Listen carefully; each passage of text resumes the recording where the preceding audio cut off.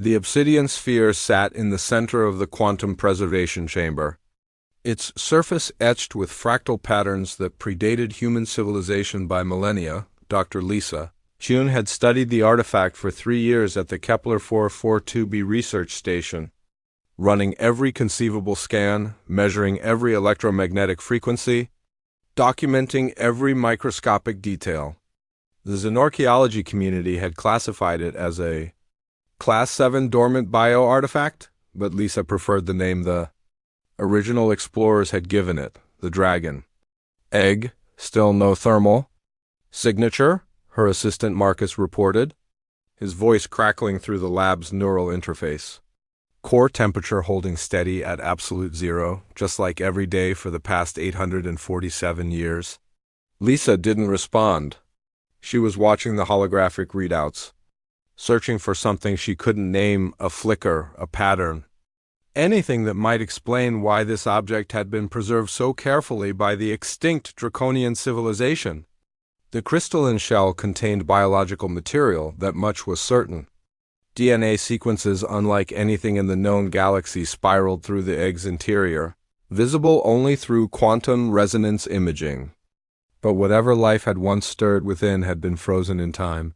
Caught between existence and oblivion, the lab door hissed open and Lisa's concentration shattered. "Mom!" 8-year-old Corey burst into the sterile environment, his containment suit slightly askew, brown hair sticking up in every direction beneath his helmet. "Mr. Jennings said I could visit during your shift. I finished all my homework modules early." Lisa's heart performed its familiar dance between professional annoyance and parental joy. "Corey, this is a level 5 research facility.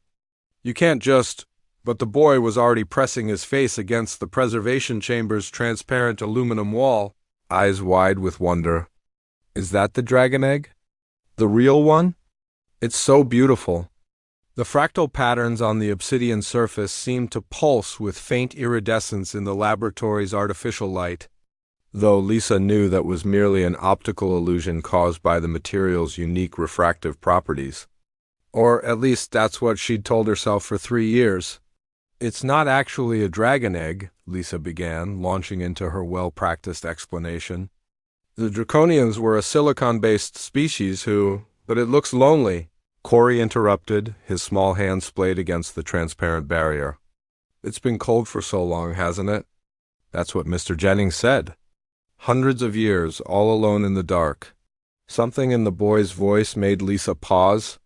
She looked at her son, really looked at him, and saw tears gathering in his eyes. Corey had always been sensitive, empathetic to a degree that sometimes worried her. On a frontier colony world where survival often meant pragmatism over emotion, such tenderness could be a liability. "The preservation protocols exist for a reason," Lisa said gently. "We don't know what this organism might be capable of if it were ever to—" The chamber's alarm shrieked red emergency lights, flooded the lab as Marcus's panicked voice filled Lisa's neural feed. "Thermal spike. I'm reading temperature increase of 0.003 degrees Kelvin and rising. Dr. Chun, the containment field is fluctuating." Lisa's fingers flew across the holographic interface, pulling up diagnostic readings that made no sense.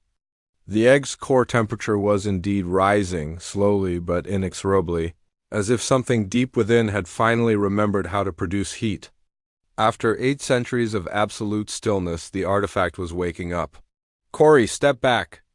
Lisa grabbed her son's arm, but the boy resisted, pressing himself harder against the barrier. "It's scared," Corey whispered. "Mom, can't you feel it? It's so scared and confused. It doesn't understand where it is or why everything's different." "That's impossible. It's not conscious." "It can't—" But Lisa stopped because something impossible was indeed happening. Through the quantum sensors, she could detect bioelectric activity within the egg. Neural patterns were forming, dissolving, reforming in configurations that suggested something was not merely alive but aware, and the patterns were resonating with Kari's brainwave frequencies in a way that violated every known principle of xenobiology. "Override Chamber Alpha 7. Lisa commanded the lab's AI. "Emergency Protocol Valkyrie." "Mom, no." Corey struggled against her grip. "You're going to hurt it." It doesn't want to hurt anyone. It just wants to not be alone anymore. The preservation chamber's walls began to retract, responding to Lisa's command, but then the lab's entire system froze. Every holographic display flickered and died. The artificial gravity wavered, causing Lisa and Corey to float momentarily before the backups kicked in when the lights returned. The egg sat exposed on its pedestal, no longer separated from the human observers by any barrier. And it was no longer black. Bioluminescent veins of gold and crimson spread across the obsidian surface like morning, sunlight breaking through storm clouds.